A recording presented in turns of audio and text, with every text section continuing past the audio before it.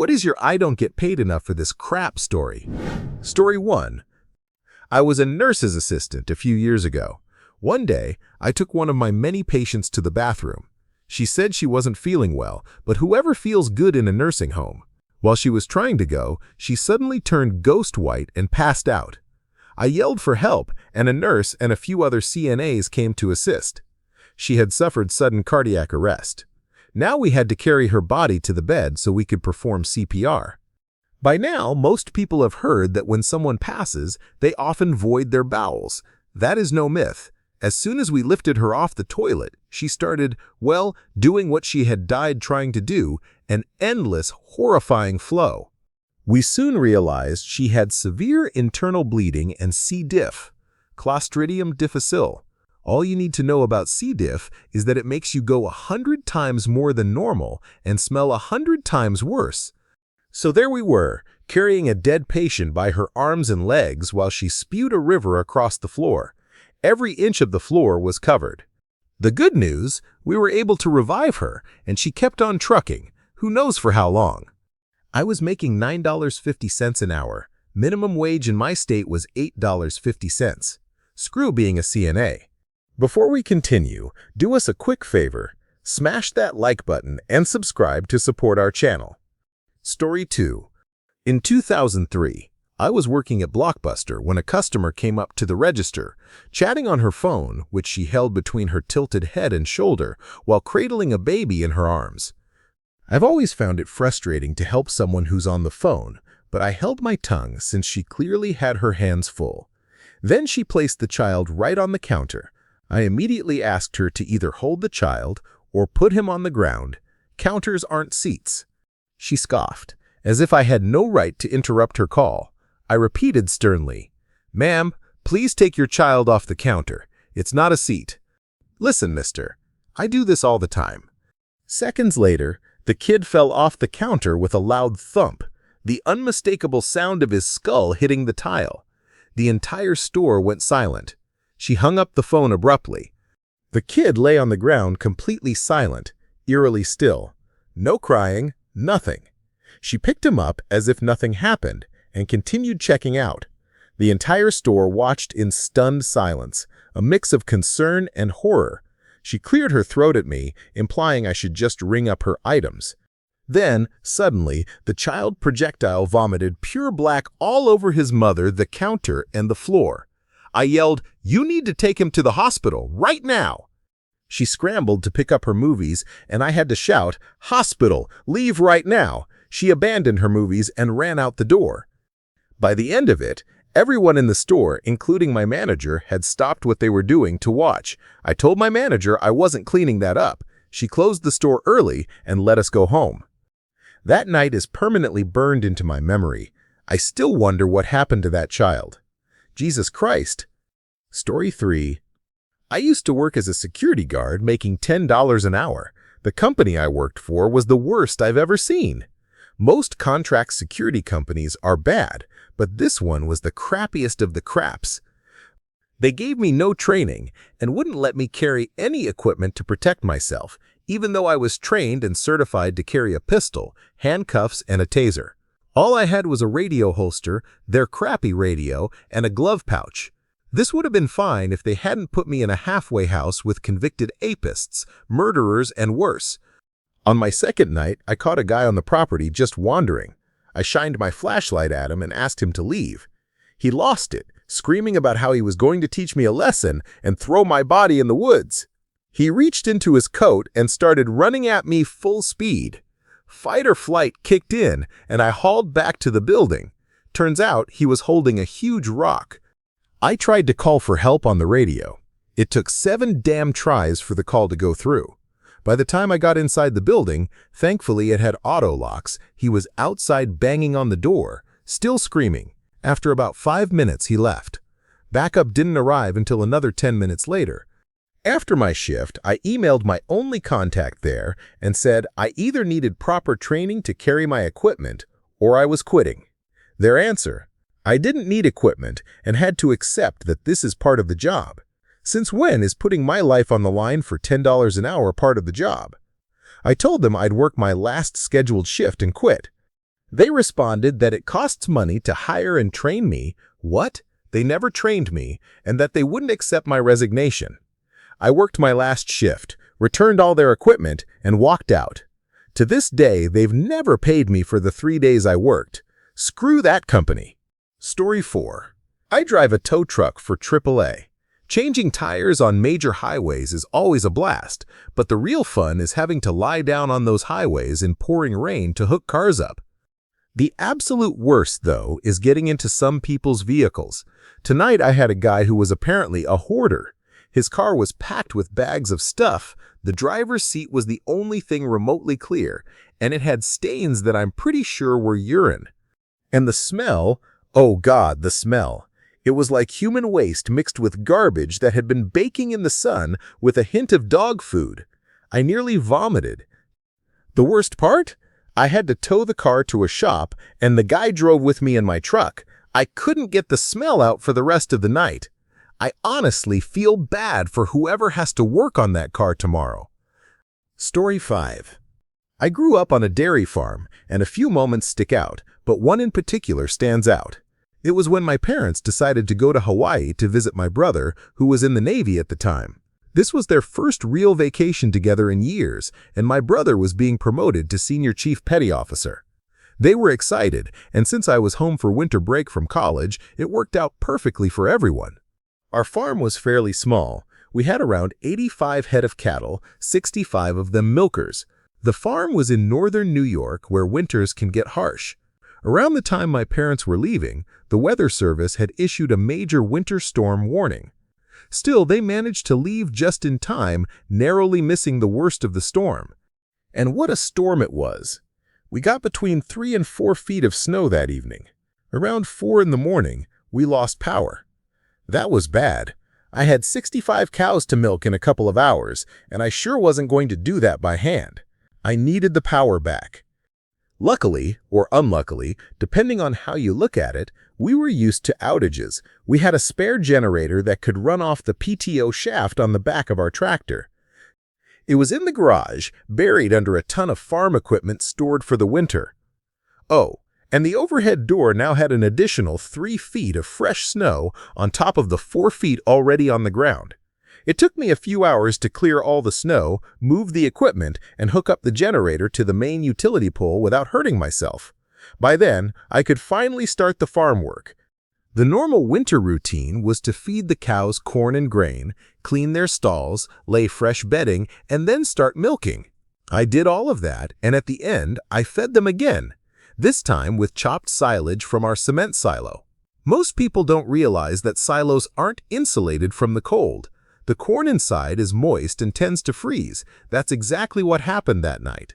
A large swath of corn had frozen solid against the side of the silo, and our corn blower couldn't get around it because the frozen mass jammed the machine. I climbed 40 feet into the narrow silo chute with an axe and a shovel to hack out the frozen corn and shovel it down. Hacking frozen corn off a silo wall is no joke. It's fibrous, stubborn, and exhausting. This took far longer than I wanted. The cows were hungry, wailing at me and wondering where their corn was. Once they were finally fed, I could return to the house for my breakfast, which by then was really more like lunch. The next task was to clean the barn, because cows produce an ungodly amount of manure. Our barn was one of those long barns with cows lined up side by side in 2 rows facing away from each other. Behind the cows ran a gutter that wound around the barn and emptied into a pit where the manure spreader was parked. To clean the gutter, a giant chain with paddles attached moved through it, pushing all the waste into the spreader. I should have learned my lesson with the corn. The gutter chain passes under one of the main overhead doors in the barn, and it can get quite drafty there. In winter, it's always important to check that none of the urine or manure in the gutter has frozen. I forgot to do that, and when I started the motor moving the chain, the section near the overhead door didn't budge. A few seconds later, the chain snapped, and I didn't even notice for another 30 seconds. I had to clean the barn with literally a ton of manure still in the gutters. The chain needed fixing, and the only way was to wind the motor backward by hand and pull the chain back so I could repair the links. I did this and got thoroughly covered in manure in the process. Once the repairs were done, I could finally start cleaning the barn again.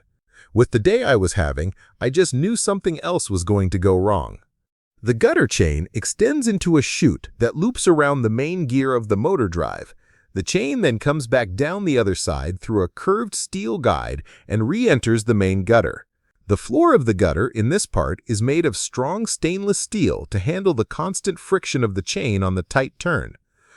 Right at the tight left turn, a corner of the stainless steel plate stuck up. It had never caught in all of the 25 years my dad had been operating it.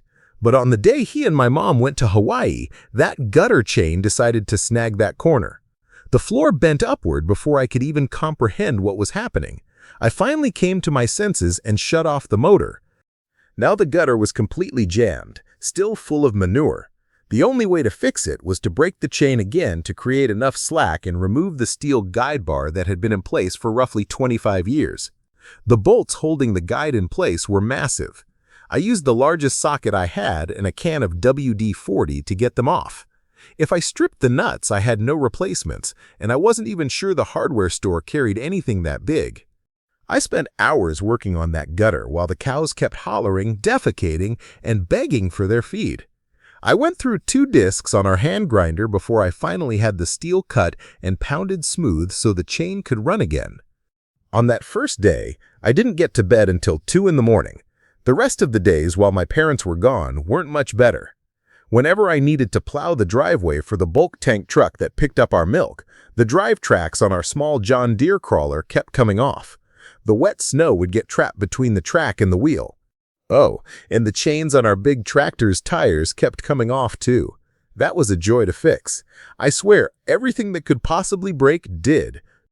My parents came home after 2 weeks. They had a lovely time. Story 6.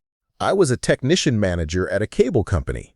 As you might expect, some of the companies in techs are a bit, how shall I say, crappy.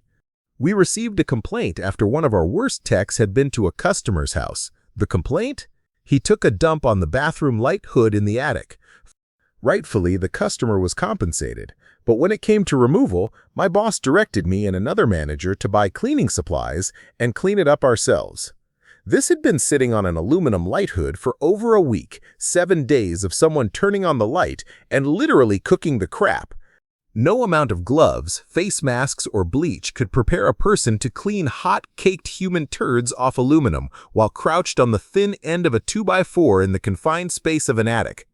For less than $15 an hour, I wasn't getting paid nearly enough for that crap. I moved on a few months later. I came away with a new respect for everyone who deals with what the rest of us leave behind every day. Story 7. I was working at a gas station on Halloween. Pretty normal night, maybe a bit more beer than usual. Then I saw a kid walk by with his collar pulled up, moving a little odd. He walked back the way he came, which was weird. Then his friends showed up. I noticed one was wearing a mask and holding a fire extinguisher. I started moving toward the switch for the electric locks, but I reached it half a second too late. 2 kids held the doors open while the little jerk sprayed an entire fire extinguisher into the store.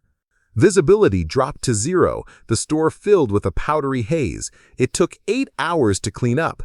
8 hours closed for a 24-hour gas station. And all that for an 18-pack of Keystone. Friggin' kids! We had them on camera, but management decided it wasn't worth pursuing. None of them looked older than 17. 2 held the doors while their friend, who I hadn't been watching, ran out with the beer.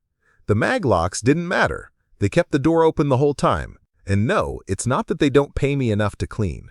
They don't pay me enough to deal with little jerks who can plan something like that and steal the crappiest beer in the store. Story 8. I once locked up a crackhead who hadn't showered in months. He had a house with running water and electricity, but spent all his time getting high instead of maintaining hygiene. I will never forget the smell, a mix of crap and body odor. I'm pretty sure the guy didn't wipe. The moment I put him in my car, it reeked. I rolled all the windows down and drove him to our jail cell. It was freezing outside, but I didn't care. Any other way, and I would have puked everywhere. When we got to the cell, we scrounged up some clothes for him. His own clothes were placed in a biohazard bag, and I had to take them outside the building. That was the first time I'd seen anyone's clothes thrown out because of how bad they smelled. My car stunk for over a week. I left the back windows down 24/7. No amount of Lysol, bleach, or Clorox could remove the odor. I usually pack a lunch and eat in my car, but after this, I had to get far away from it or I'd gag. There was also the time we found a liquefied body in a large plastic bin in the middle of August during a heat wave. I have no idea how long the victim had been in there, but human soup is about the only way to describe it when we lifted the lid. Story 9. I was at a showbiz, similar to Chuck E. Cheese, maybe even the same place for a relative's birthday. All the kids were running around, playing games, having fun. Suddenly, a commotion erupted around the ball pit. Turns out, a kid had a serious diarrhea blowout, and it was all over the ball pit. The little plastic balls were coated with a thin film of, well, let's call it booty butter. I was across the room, near the counter where you trade tickets for fake mustaches and candy. The manager told a teenager he needed to clean the ball pit immediately and tried to hand him a mop. Not sure what a mop would do in this situation, but okay. The teen was having none of it.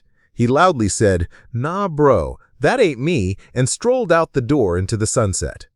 Story 10. I am currently in my final year of university. In August of 2014, I worked for a landman. She was insane. I showed up for my interview, and this old lady had maybe 13 teeth, ratchet hair, and a hole-ridden cat shirt. She was the crazy cat lady version of Radagast from The Hobbit, probably in her 60s.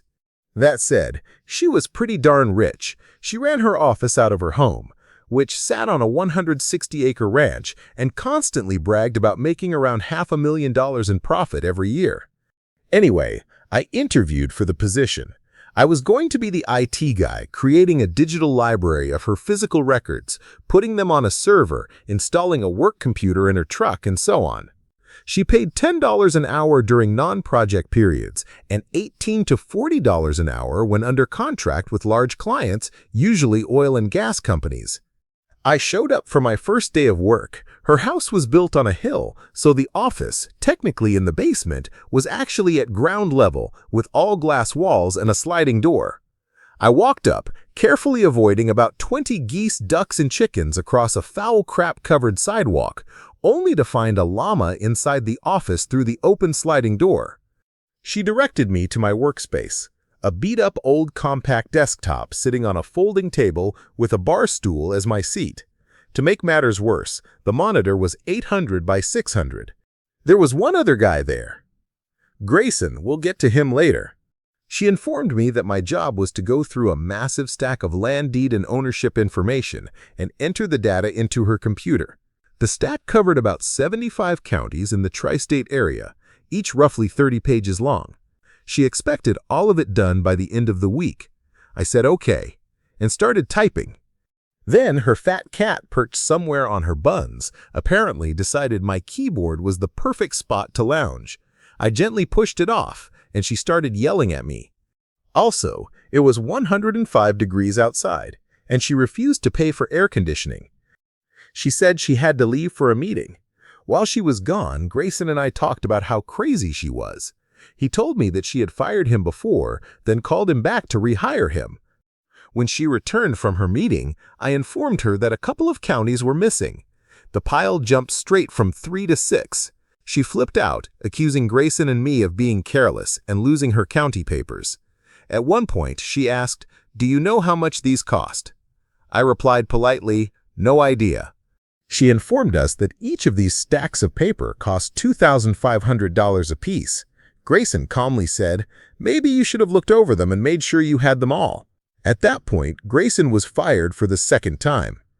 I finally left this hellhole, drenched in sweat and smelling like livestock after several hours on my first day. Day 2 came around. As I walked up to the office, I heard a voice yelling at me from across the estate. Guess who? It was my crazy boss, out in the field, tossing dead grass into the back of a truck while 4 other random guys were weed-eating a field. It wasn't on a hill or anything. A mower or brush hog would have done the job perfectly. But no, she had them hand weed-eating it. My job was to use a pitchfork to scoop up the dead grass and toss it into the truck. Once the truck was full, I hauled it to the burn pile and emptied it out. I did this for about 6 hours.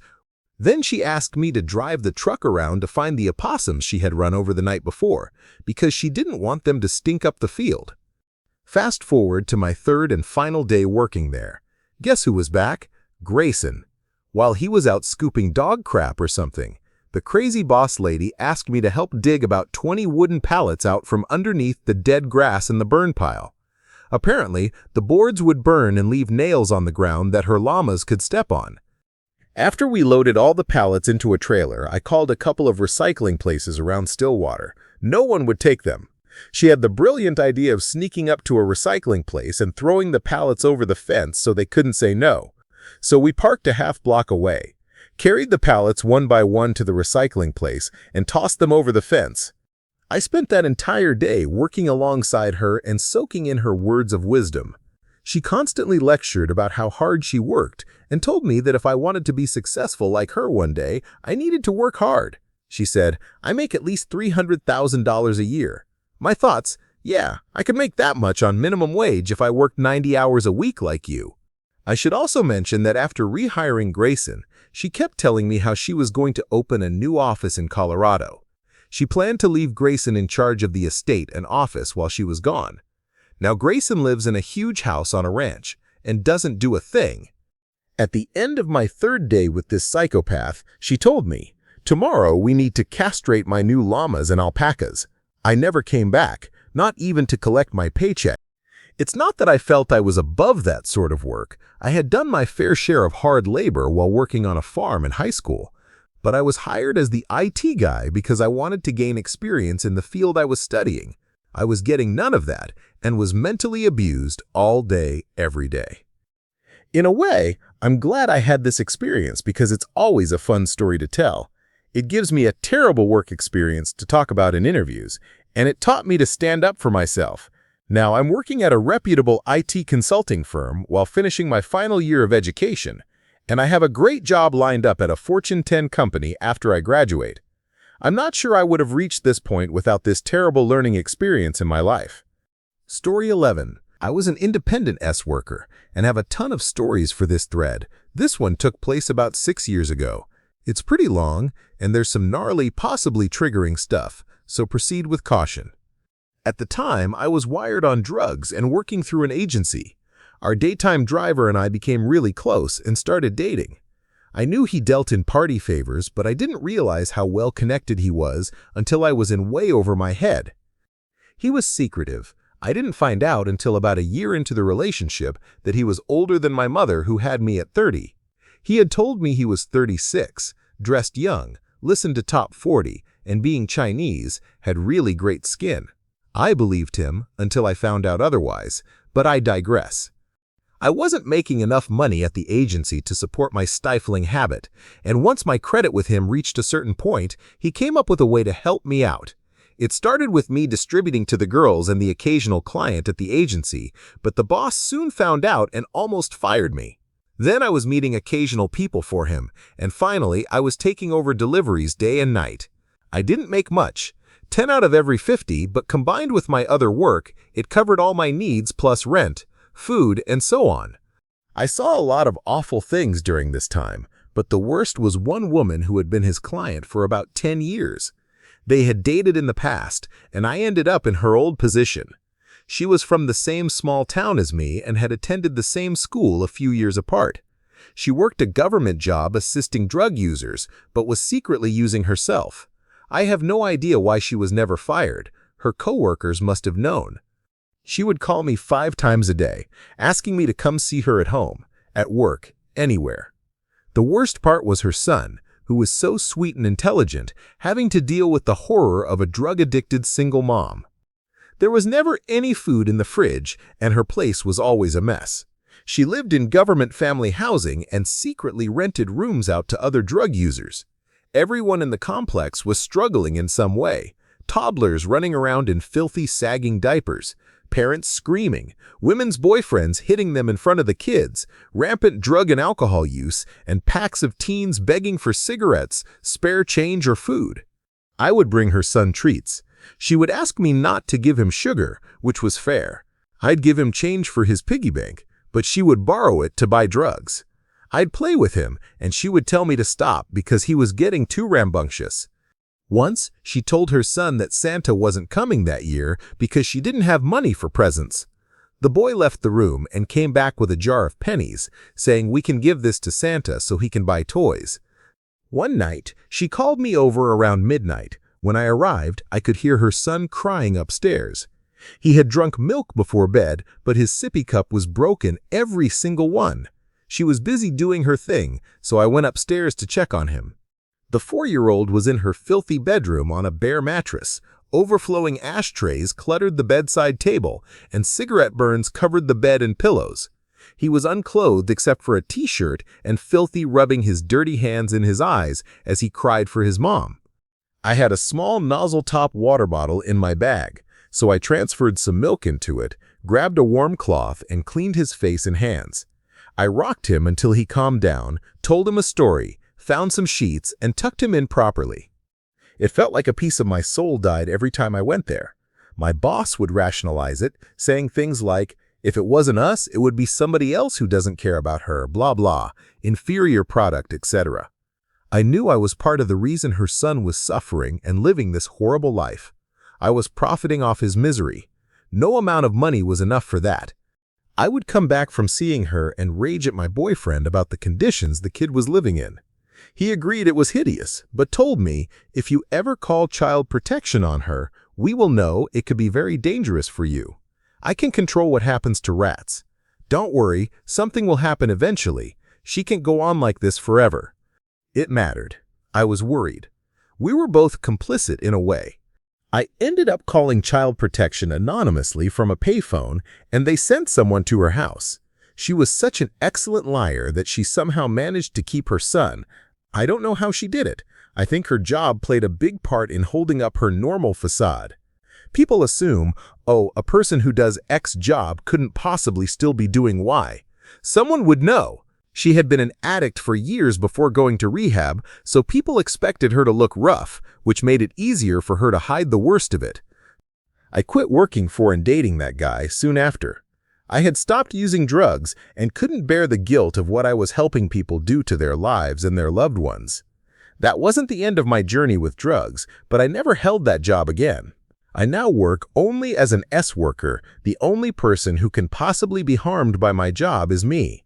I just celebrated my 1-year clean anniversary on February 17th. The woman ended up cleaning up for real as well. She managed to keep custody of her son, and the last time I saw them, they were out on a bike ride. Before, whenever he saw me, he would run to me and latch on. The last time, he just waved and yelled, "Hi, Adele," and kept riding. It was so good to see. Story 12. I worked as a cashier at a big pharmacy chain. A couple of stories. One day, a lady came in with another woman, and one of them ended up using the restroom while at the store. The woman approached our store manager to tell him that the women's restroom was out of toilet paper. He thanked her and went to restock it, but she forgot to mention that someone was still inside. He ended up walking in on her, got screamed at, threw the paper in for her, and bailed. Later on, I asked him to watch the front register so I could use the restroom. The same lady trashed it completely. She had apparently soiled herself and tried to clean up in the restroom. Paper towels were scattered everywhere, covered in crap. The same went for all the toilet paper our manager had given her.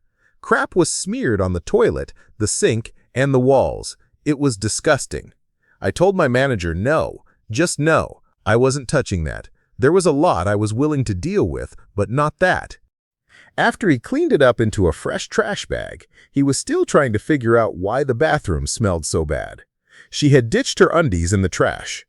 Another story. We had a big homeless guy who would come in from time to time.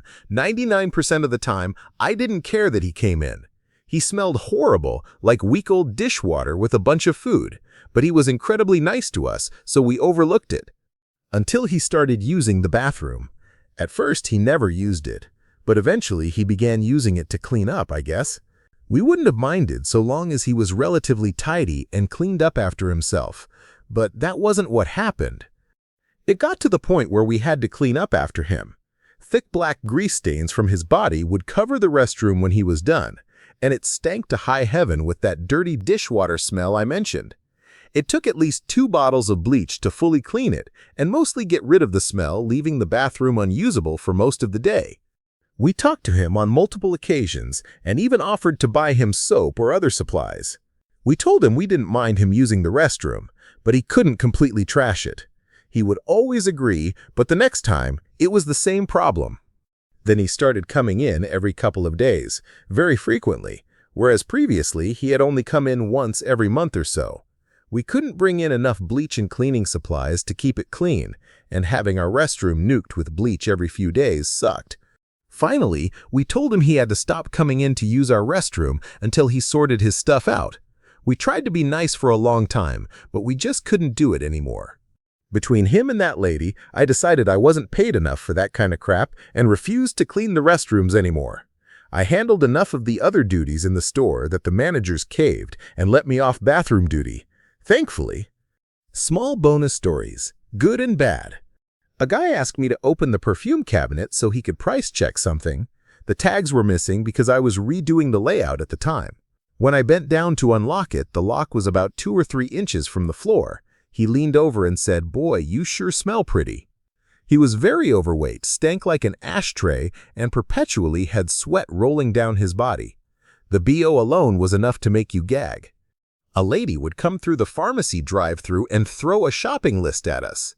Then she would demand we fetch everything on the list while she waited. She wouldn't even drive around, she just held up the line and screamed louder and louder if we didn't hurry. She wasn't handicapped or anything, just a real piece of work. Another lady would come in and hand me her shopping list, demanding I fetch all the items.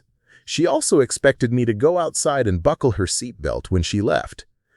A shift manager's boyfriend would sit in his semi-truck outside and prank call the store to ask what color panties I was wearing. He would also empty all of the chapstick trays and throw them at me.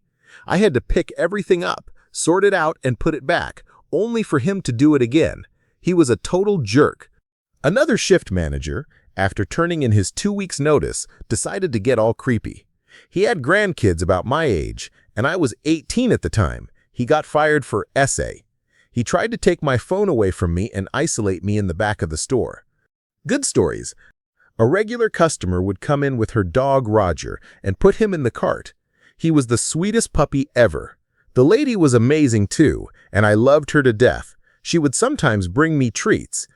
Another regular customer went on vacation and brought me a necklace. She also brought me a dog whistle after hearing my old dog had passed away and I had gotten a new puppy. A man would come in every Saturday morning. He would talk to me about my college education and give me career advice. He always asked about my grades and if I needed help with anything. He was incredibly sweet. The Frito-Lay delivery guy would have some items that didn't need to be returned when they went out of date. He always sneaked me the flaming hot fries or Cheetos because they were my favorite, and he let me have them for free.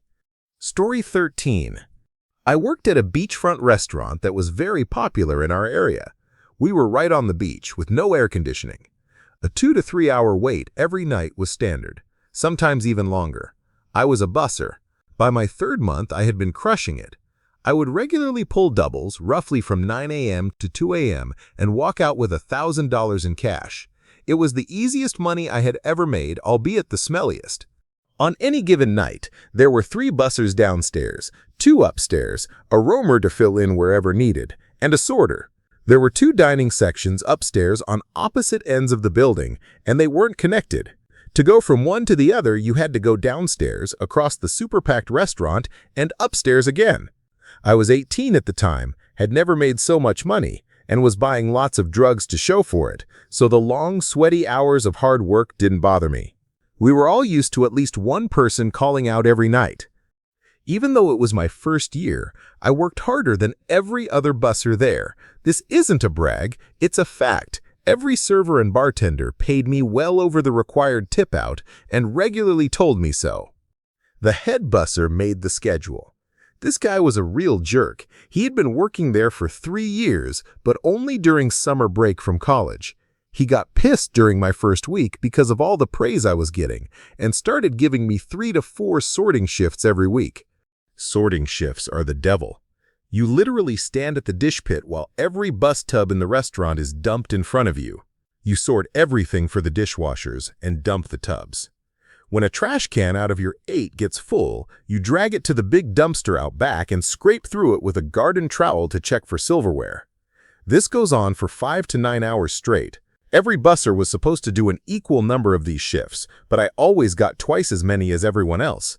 Fun fact, every busser tipped the sorter a measly $5 at the end of the sorting shift. So while the bussers would make $400 to $600 off a single shift, the sorter got about $30. Well, the head busser, whom I called Jerk Kyle, called out one night along with his 3 friends who were scheduled. That left just me and Josh, the sorter, for the night. Since we had already lost 2 other people, Josh looked around, saw all the call-outs, and went home. Just like that, I was left to cover the entire Thursday night shift by myself. I was legitimately stoked, and that part is not sarcasm. I went around and told all the servers I would still cover the ice wells and ice bins outside, down a flight of stairs, because I didn't want them to leave the tables and get sweaty or gross. They would just have to cover cups and silverware themselves. No problem, they said, feeling bad for me. I didn't give a crap. I knew I was about to make enough money that night to buy a car if I wanted.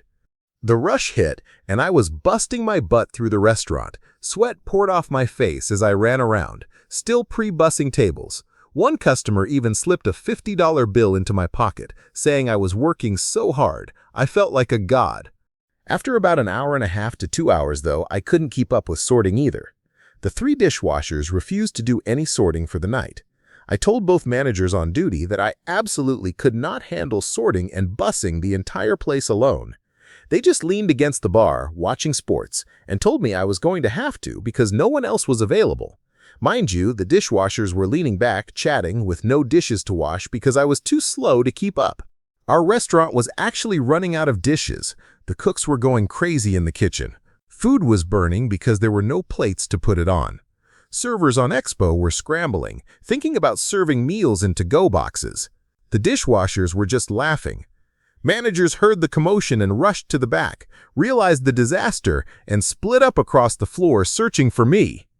I was coming down the stairs, dripping sweat, carrying 4 bus tubs stacked high, a total of 86 plates, a record for the store, fighting to keep my arms from spasming and failing me. The manager stopped me right in front of him, urgently urging me toward the dish pit and clearing a path, clearly concerned that something had gone wrong. Back at the pit, he started screaming, "Get these tubs sorted. We have no clean dishes, and you will not be the reason we shut down." Customers could hear him. Employees could hear him. The expo line and kitchen ground to a dead stop. Everyone knew it was bad and assumed I was about to snap. I had a bit of a temper back then. I just started laughing. 15 seconds of the manager staring at me like I was insane later, I stopped, looked him dead in the eye, and said, "Screw yourself." Then I walked out. Over the next 10 minutes, my phone blew up with calls from every manager on duty and off. I didn't answer a single one, and I never looked back. God, I missed that money, though. Story 14. Another gas station story.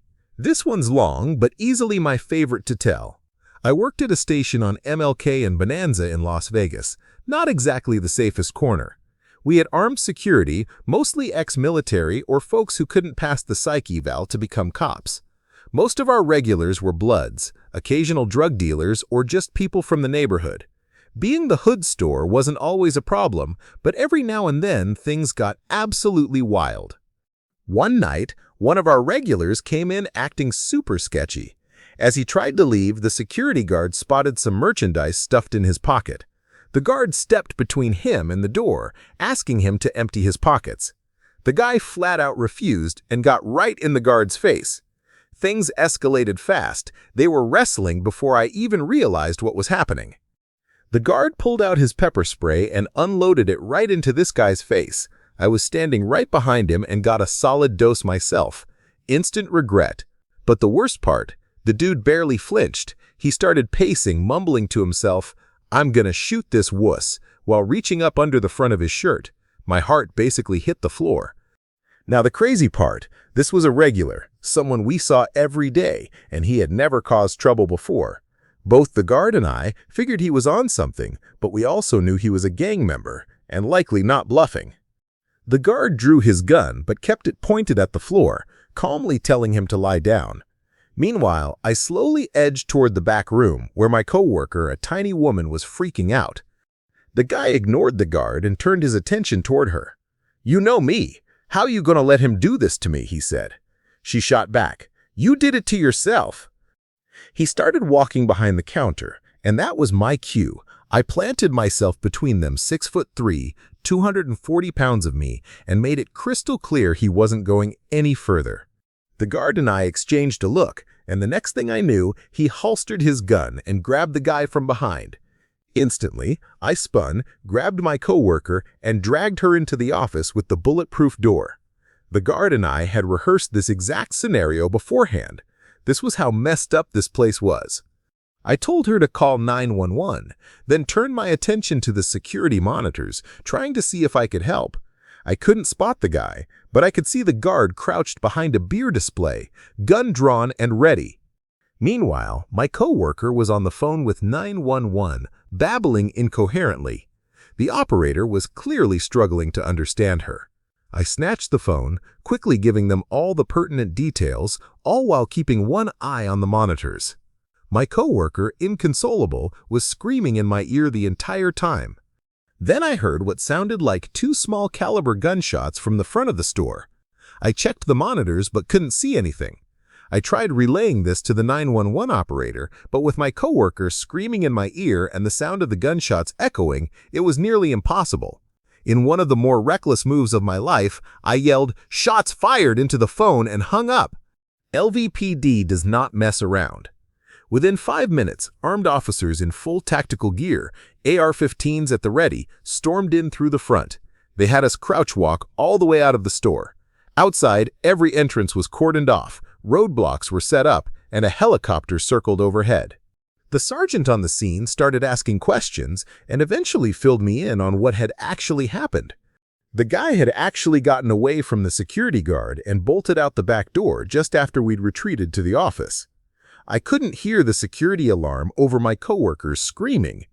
Those shots I heard, someone running into the store and smashing a bottle of Hennessy at the security monitor at the entrance. A few minutes later, the guy came back, apparently to turn himself in for shoplifting. I still have no idea. He even came in a couple of days later to apologize. Meanwhile, my manager showed up on the scene just to make sure I was still planning to come in the next morning. Just another day at the office. Story 15. Mid-2004, I was working a night shift at a mid-tier resort in the Canadian Rockies. Pretty standard stuff: pool checks, lobby prep, vacuuming the dining area, and general security rounds. Shift ran from 11 p.m. to 7 a.m. We'd occasionally get tour groups from Korea, 1 or 2 a week, and honestly, they were great. They'd fire up the BBQ, let us try the food, and it was usually pretty tasty. But there was one night that stood out, a true what-the-heck moment. Apparently, when the men from these groups come to Canada, they all want to try Canadian rye whiskey. If Mexico has tequila, Canada has rye. That night, we got the full experience. What I didn't realize, Asian friends, feel free to correct me if I'm off, is that some people have zero tolerance for hard liquor. Absolutely none, especially for a strong liquor they've never tried, combined with being 5,000 feet above sea level, where alcohol hits differently. So around 4 a.m. I get a call. An unclothed guy is wandering the second floor, and he may have been sick. Yeah, that's never good, ever. I was a 23-year-old woman, working alone overnight. This could go so wrong. I headed up the stairwell, and the first thing that hit me wasn't vomit.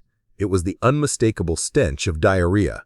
And then I saw it, a literal trail of crap stretching nearly the entire length of the second floor, and no unclothed guy in sight. The odor from this guy's bowel explosion was overwhelming, and trust me, I was raised on a pig farm. After this, I would have happily lived above a pig manure pit. I had my shirt over my head for protection, which helped about as much as a paper towel in a hurricane, and I was stumbling through the hallways like the headless horseman from Sleepy Hollow, following a trail of crap while desperately trying to find an unclothed, drunk Asian man. After a few laps, there he was, sitting outside his room on the first floor, scooting along the floor like a dog, crying his eyes out and trying to open the door. I had a master key, so I opened the door and he crawled inside. Now I had a crap-stained hotel floor to clean. My mind went blank as I fetched thick gloves, warm water, rags, and the strongest cleaners we had. I ended up pouring industrial-strength Febreze over the carpets.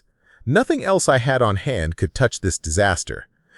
But oh no, it didn't end there. These tour groups tend to be up and on the road early in the morning. At 600 hours, the tour guide came running frantically up to me. He couldn't wake up one of his guests. Guess which room? I explained to him what had happened a few hours earlier. He was embarrassed, but wasn't his fault. I went to the room and tried the master key. The orange error light flashed deadbolted closed, and these weren't your run-of-the-mill deadbolts. We're talking serious. You literally need to punch a hole in the wall or bypass the lock, kind of deadbolts. The solution? There was only one option left, the window. As luck, or perhaps misfortune, would have it, this guy's room was directly above the ramp down to our underground garage. That meant there was no way to simply walk up to it. I had to figure out how to reach him safely without becoming part of the story myself. Just then, our maintenance supervisor arrived for work. I briefed him on the situation, and we came up with a plan. There was a ledge just wide enough to step on with your toes, and we edged along it to the window. While the maintenance guy removed the screen and used a tool to manipulate the lock just enough, we were able to pop the window out of its frame and crawl into the room. Sure enough, Mr. Drunky was passed out unclothed on the bed like a hairless cat, completely out cold. I went across and opened the room door to let in the tour guide. I then walked out, went to the office, left a detailed description of events for the manager, and went to the pool, jumping in fully clothed, as only a chlorine rinse could begin to get rid of the smell. In the end, I was given a day off work, unpaid, and we had to call in a company that normally cleans crime scenes to sanitize the carpets. Story 16. I worked as a mover in college for a low-end company. The crew was a mix of scruffy but mostly decent guys who were happy to work. I was the driver, which meant I was in charge and handled the paperwork. Typically, a manager would visit the house first to assess the job, give a ballpark figure, and determine how many crew members or trucks were needed. This job was a one-bedroom apartment with a living room, kitchenette, and bathroom, so the woman was quoted the standard rate over the phone. She said she had a couch, an easy chair, a kitchen table with 4 chairs, a bed and dresser, 2 TVs, and various smaller items like lamps and a bookcase. All of that turned out to be accurate. What she failed to mention was that she was a hoarder. When I arrived, she opened the door mid-50s to early 60s, easily close to 300 pounds in slippers and sweats, clearly hadn't bathed in a long time. Inside, there was only a narrow passage from the door into the apartment, and on either side, clutter was stacked literally to the ceiling. Windows were completely blocked, overhead lights nearly obscured, and the stench was almost enough to make me puke. I stood at the door looking in and told her I didn't think we could do the job. She immediately started screaming that she had made a deal with my manager, had paid half the cost, and already had her stuff packed. When I asked what stuff, she said all her clothes were in boxes and that she knew exactly what she needed from them, waving toward the towers of clutter. Against my better judgment, I let her lead me inside while my guys stayed well back to watch. She had carved out a corridor into the living room where, I'm not kidding, she could only sit in the middle of the couch with clutter stacked on both sides and the TV on the coffee table just 2 feet away, otherwise completely surrounded by stuff. The easy chair was almost invisible under the piles on and around it. The stacks were mostly newspapers and magazines, but also mail, bags of unidentifiable items, pizza boxes and other fast food containers, cans and bottles, broken furniture, clothes, blankets, tools, umbrellas, attire, you name it. Years of it. I backed up and went down the narrow path to the kitchen. The cleanest room had a clear line to the fridge and sink, but the stove and counters were clogged with clutter, cupboards stuffed and bulging, and the sink filled with unwashed dishes. The room stank horribly. Further along, a corridor led from the bedroom to the bathroom. The bathroom clearly hadn't been cleaned in forever. The bedroom might have been worse. She apparently ate in there often. Discarded pizza and takeout cartons everywhere.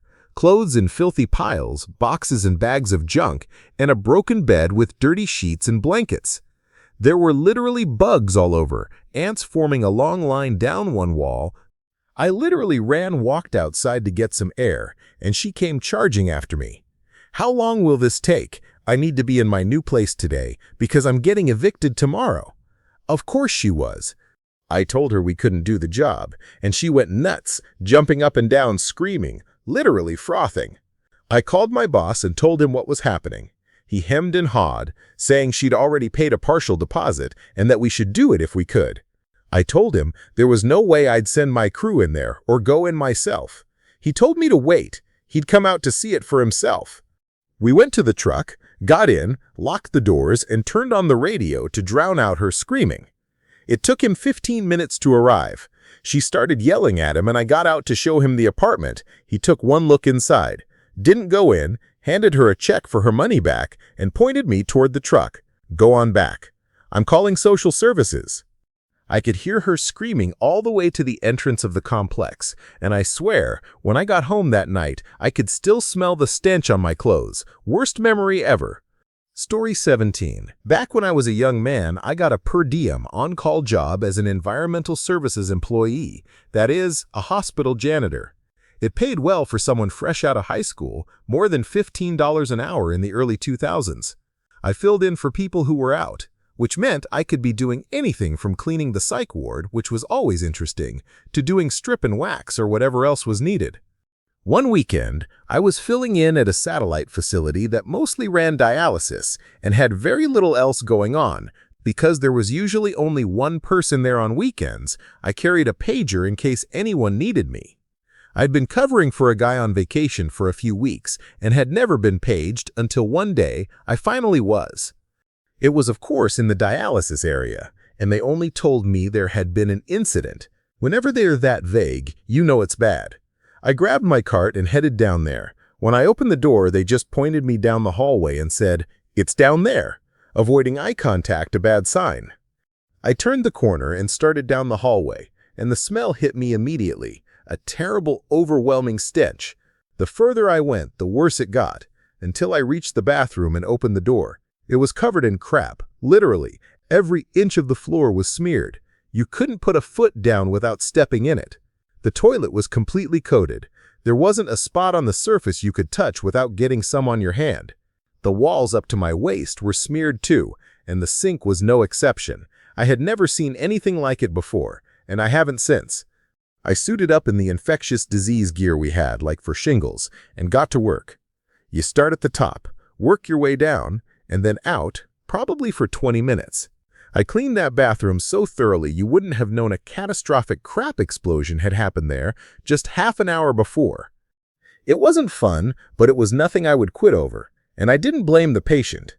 Dialysis is a brutal experience. Thank you for watching. If you enjoyed this video, be sure to give it a thumbs up, subscribe, and hit the bell icon so you never miss an update.